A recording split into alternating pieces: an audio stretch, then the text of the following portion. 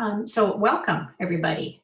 Best practices for Strata Minutes. I'd like to introduce myself quickly. My name is Sandy Wagner, and I'm a former board member of Vancouver Island Strata Owners Association. I was on the board for about 12 years. I think 8 of those as president. I've been a Strata owner since 1992, and I always remember 1992 because my Strata fees were $92 a month. So that would be lovely to have Strata fees so low these days. I was secretary for many times on my Strata Council, though I'm certainly not an expert. I'm not a professional secretary. I'm also not a lawyer, letting you know that right away. I really became interested in the Strata Property Act in about 2000 when all the stratas in BC had to redo our bylaws. And I volunteered for my Strata's bylaw committee, and I've really studied the Strata Property Act since then. So I'm going to get underway. Thank you all for coming on a Saturday morning. And here we go. So what will we cover today? We're going to cover what does the Strata Property Act require about minutes, what sort of things go into the minutes and what doesn't, and that's always a big topic. We'll talk about the privacy legislation. I'll give you some examples of good and bad minutes. Some of them I made up just specifically for a presentation like this, and I've got one that's an actual example that'll shock you. And we're going to talk about has the CRT addressed minutes. And then also we have some additional resources at the end. We're also going to leave a lot of time for question and answer. The question and answer session won't be recorded. We'll stop the recording before we get to that. And hopefully we'll have time to answer all your questions. Okay, so wish my keyboard was working, but okay, most it is. So sorry, technical glitches. Okay, so the Strata Property Act requires, I looked up everything in the Strata Property Act that says the word minutes, and there's surprisingly little. So one of the things that's in section 35, all the records the Strata has to prepare, among those is minutes of annual and special general meetings and council meetings, including the results of any votes. That's all it says.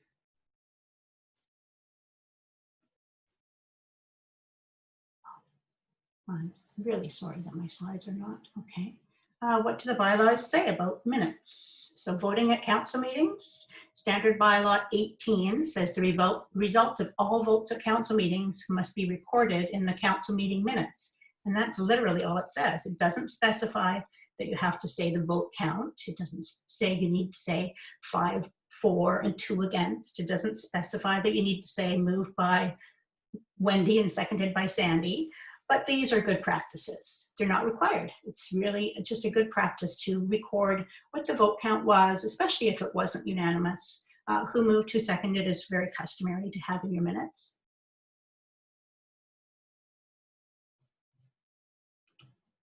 All right, and what else do the bylaws say about minutes? So in the standard bylaw 19, it says the council must inform owners of the minutes of all council meetings within 2 weeks of the meeting, whether or not the minutes have been approved. What it doesn't tell you is how to inform owners, and really that depends on your strata. In a apartment style, you might have a bulletin board, a common area where you post the minutes. Some stratas will send them out by email. Some stratas will post them on a website. Some stratas will put a paper copy under everybody's door. So there's nothing specific that says how you must inform owners of the minutes, interestingly. Another thing the standard bylaws talks about minutes is voting at an annual or special general meeting. That the outcome of each vote, including the number of votes for and against, only if a precise count is requested, must be announced by the chair. So it's interesting that you don't have to have a precise number of votes listed in the minutes, but it's very common to do so, and it's definitely a good practice. So rather than just saying the vote passed, say 73 votes for and 19 votes against, whatever the case might be. Excuse me. So the bylaws, also talk about the order of business, and again, the standard bylaws. So one of the items in the order of business for an annual and special general meetings is to approve the minutes from the last annual or special general meeting. Seems obvious, but it's interesting that that's really all it says in the whole entire Strata Property Act about minutes. So what do your bylaws say about minutes? You really need to know what's in your bylaws for sure. So do your bylaws say anything? Probably not. Some stratas have added a few bylaws, most have not, but if yours has, do look it up and follow it. I've seen a few strata bylaws that state, for example, how soon the AGM minutes have to come out. Curiously, the Strata Property Act doesn't mention how soon you need to send out the minutes of the AGM to the owners. Presumably, you need to have them out by the time of the next AGM or SGM, because you need to approve them then, but it doesn't say in the Act when they need to be out, which is very strange. So if your strata has added some bylaws about minutes, that's great, and you're ahead of the game. So the big topic that everybody always wants to know is what goes in the minutes and what doesn't. And I'm going to give you a quote from a strata lawyer from Nanaimo named Cora Wilson. And remember this, if it's not in the minutes, it didn't happen. So I really love that quote. I say it quite often. If it's not in the minutes, it didn't happen. So we're going to talk about how much info is private. You know, what can go in the minutes and what can't. And I think Wendy has one more quick poll to go up as well. We're going to talk, there's a list of things that typically councils wonder, should this go in the minute? What should not be in the minutes? So 93% of you say an owner or tenant's phone number, and you're absolutely correct. Owner or tenant's email address, 96%, you're absolutely correct. A parking stall number, 52%, that should not be in the minutes. And actually, there's no reason why that can't go in the minutes, because you probably have it even in your bylaws. It's probably a matter of your public record. An owner or tenant's license plate number, 89% of you say that that should not be in the minutes, and that's absolutely correct. An owner or tenant's age, that's a bit of a gray area. If you have an age bylaw, then you may want to say something about, you know, the new occupant of strata lot 53 appears to be under our age restriction you know, our age restriction is 60 plus. So that's something that could potentially go in the bylaws, but in a manner of they're under the age restriction, not their specific age. And I definitely wouldn't put an owner or tenant's occupation in the bylaws, but there could be instances where that's where it's appropriate. And I'm just going to give you an example. For example, I'm sorry if the slides are moving behind me here. So an example of when you might want to put an owner or tenant's occupation in the bylaws is if they're breaking a bylaw and it's related to their occupation. Maybe you've got a bylaw that prevents business vehicles from being parked in your strata. And if somebody's driving their business vehicle, well, then that may come up in the minutes. One thing that you may not be aware of, and that's why I've left these three till last, an owner or tenant's name, owner or tenant's unit number, and owner or tenant's strata lot number can certainly go in the minutes. And that's, we'll come to that a little bit later, okay? So how much information is private? What does the privacy legislation say? Well, it's a huge act, the Personal Information Protection Act, but the Office of the Information and Privacy Commissioner has issued some guidelines for strata corporations, and it'll make your job easier for sure if you look up those guidelines. We've got a link to them on the Visoa website for sure, and I've got a few quotes from them to help us throughout our presentation today.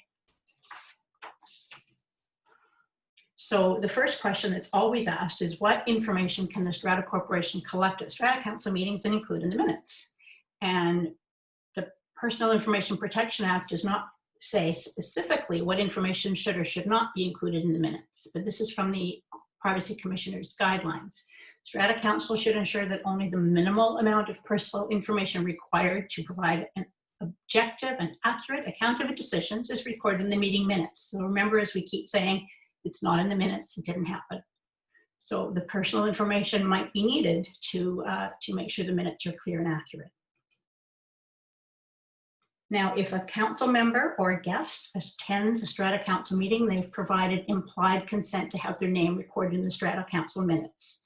So I see that very often where strata minutes will say, and 3 owners attended as observers. There's no reason not to put their names in. Now, in the culture of your strata, if you traditionally don't put their names in, you're not required to do so. But we're just letting you know that you can put them in. They've provided implied consent by attending. Now, the names of all the council members should definitely be there, and even if the council members not attending should also be recorded in those minutes. And of course, the standard bylaws say that the results of all the votes at council meetings must be recorded.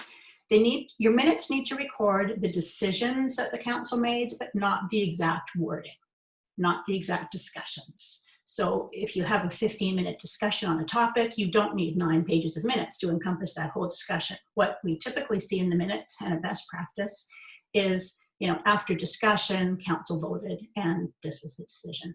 There might be 1 or 2 key points that are important to explain how you arrived at your decision, but it's not important to record the entire conversation, just the outcome of the votes. Now I've got some examples of good and bad minutes. Remember, if it's not in the minutes, it didn't happen, but here's just a few examples to give you. The first few I made up, and they're just little snippets from imaginary minutes. So remember the story of the 3 bears, where something was too much, too little, and just right. So I've given you a few examples in here. Hopefully they're fun. So, is this too little? Attending the meeting.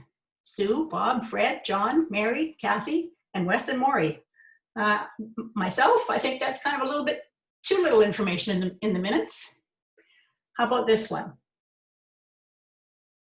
A bit too much.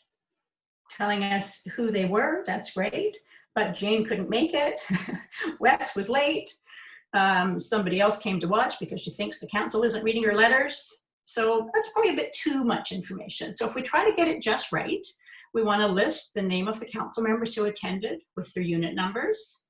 You don't have to put the unit numbers in, but it's helpful for the owners for sure to know what unit number the strata councils are in. List the other council members who aren't in attendance, and list other people in attendance. So maybe a property manager is attending, maybe you've got an owner observing. So you want to list those people as well. I hope you find that a fun example. So when we talk about approving the minutes of the last meeting, if you say something like minutes were read or minutes were approved, might be a little bit too little information. How about too much information? John's a secretary and he says, oh, I didn't get the minutes out to everybody, but here, I'll read them out to everybody. No, that's probably a bit too much information for the minutes. So this is the right way to do it. To approve the minutes of the May 22 council meeting as circulated. Moved by John, seconded by Bob, motion carried. That's about the right amount of information to put in the minutes. And then talking about correspondence in the minutes. That's a question we often get, is how much information can we put about correspondence in the minutes? Well, I think this example might be a little bit too little information. 2 letters were discussed and decisions made. Well, what were the letters about and what were the decisions? A bit too much information. An owner asking for permission for a barbecue party. And then somebody's listing all the conversation that had. And then it says, okayed, probably too much information. So this might be the right way to word that in the minutes. Unit 105 wrote requesting permission to have a family barbecue in the backyard of the complex with 20 guests, which wouldn't be happening in this current time when our guest limit is 6 or less. After discussion, approval was moved, seconded, and carried. The secretary to draft a response giving permission and reminding Unit 105 of the bylaws regarding conduct of guests. So a question that comes up quite often is, do you need to state who moved and who seconded? You don't have to. As you see in this example, moved, seconded, carried. I see that quite often in strata minutes. It'll just say M/F/C for moved, seconded, and carried. Or you could say moved by Sandy, seconded by Mary, all in favor. You could say that as well in the minutes, but it's really up to the culture of your strata. Those kind of things are not, they're not mandated in the Strata Property Act. And here's another example of too little information in the minutes.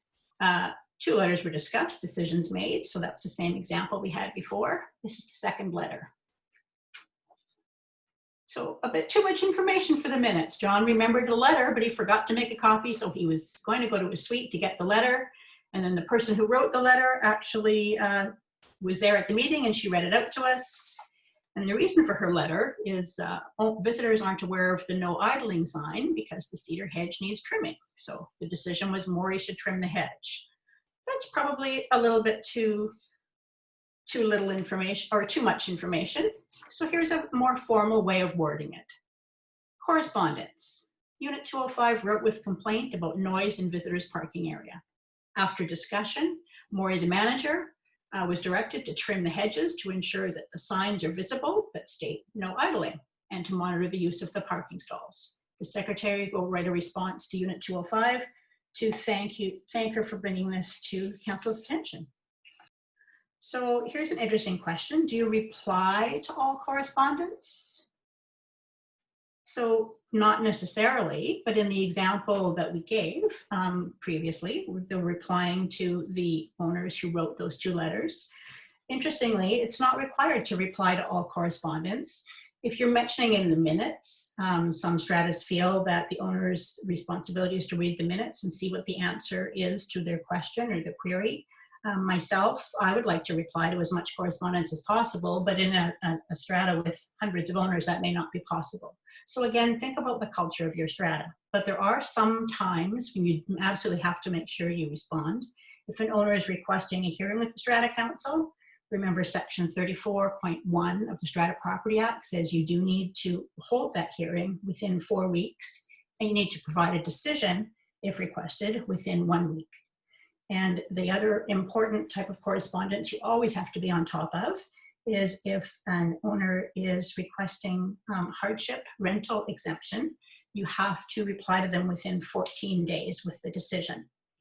If they're requesting a hearing, you have to hold the hearing within 4 weeks and give a decision within 1 week. So we're not going to talk too much about correspondence, but it's related to minutes because you talk about these matters at your council meeting and record them in the minutes.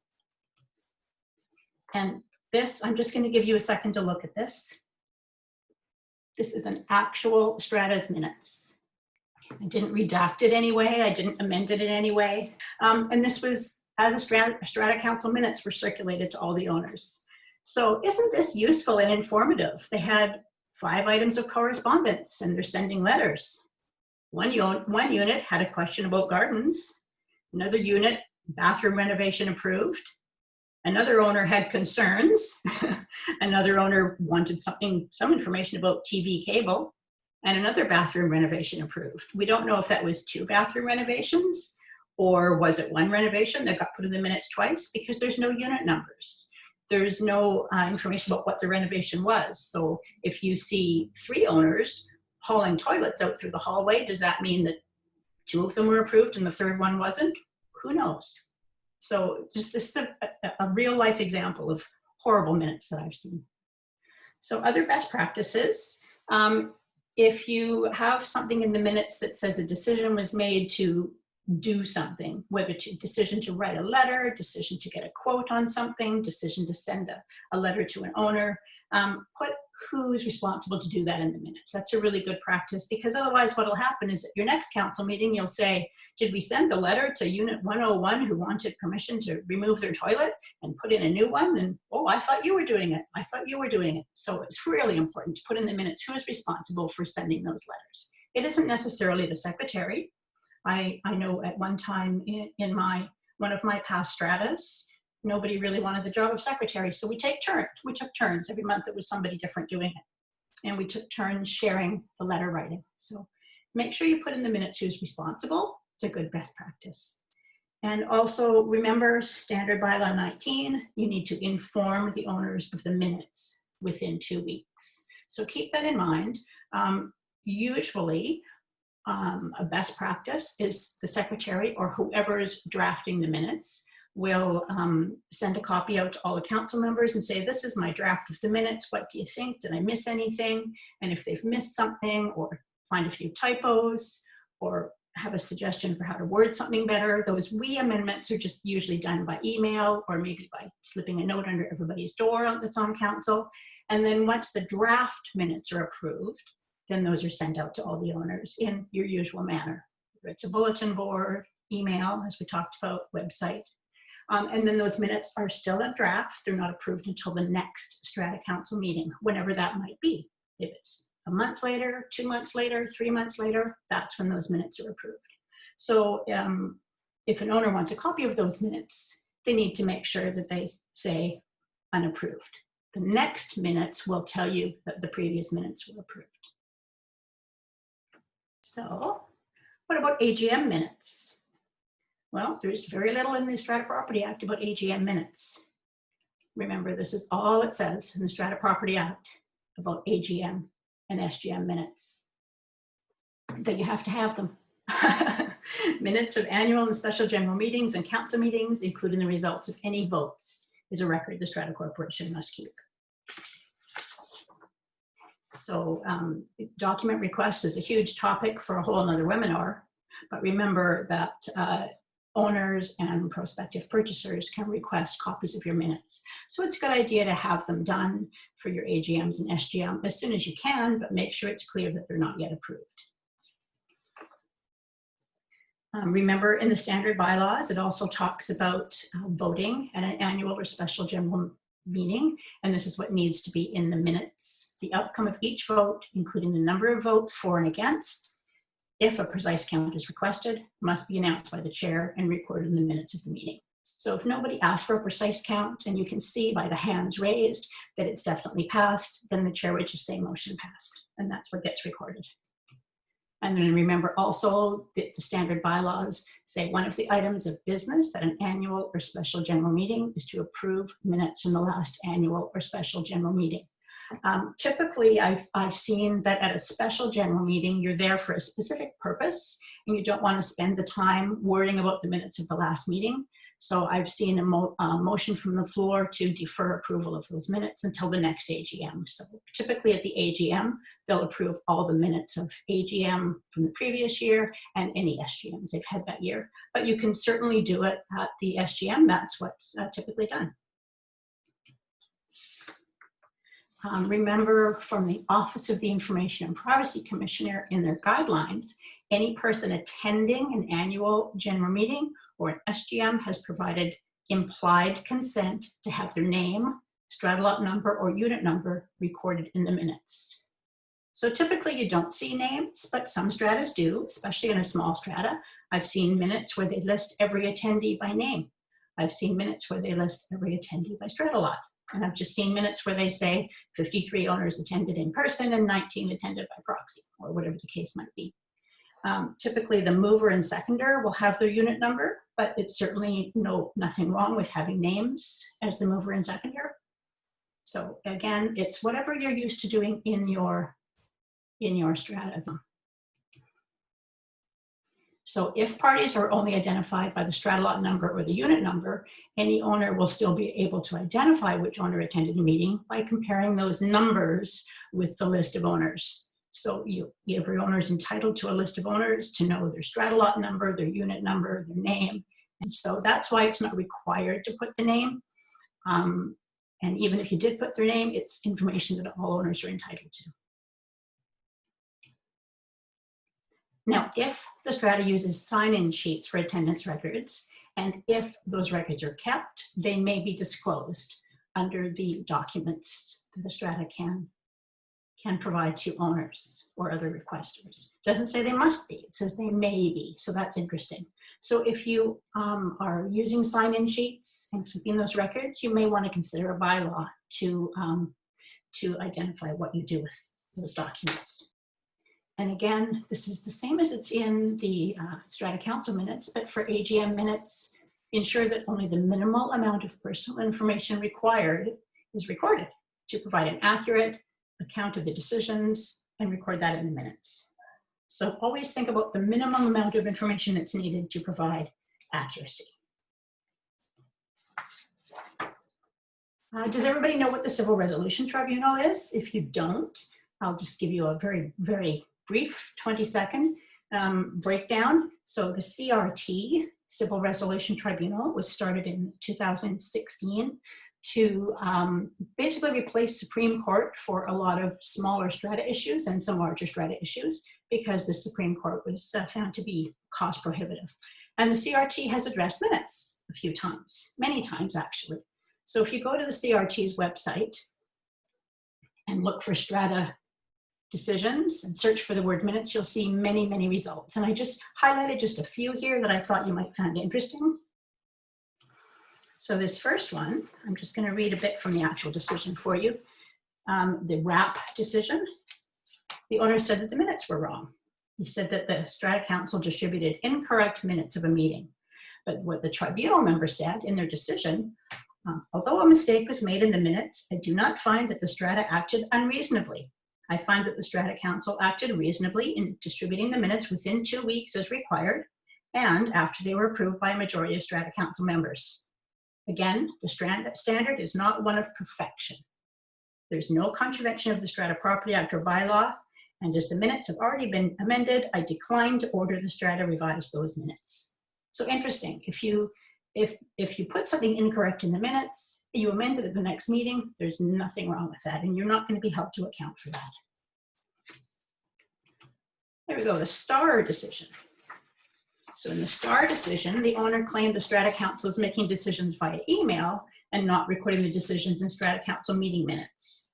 So the tribunal member said, if the Strata has not already ratified its email votes on May 30th and May 31st and recorded the votes in subsequent meeting minutes, I order that a ratification vote at the next council meeting and record the outcome of the votes in the minutes of the meeting. So very typically, you'll have to make some quick decision between council meetings. The council members will all phone each other or email each other. They'll make a decision, but they never actually record in the minutes, and that's not a good practice. As you can see by the Starr decision from the CRT, the council was ordered to ratify those votes at the next council meeting.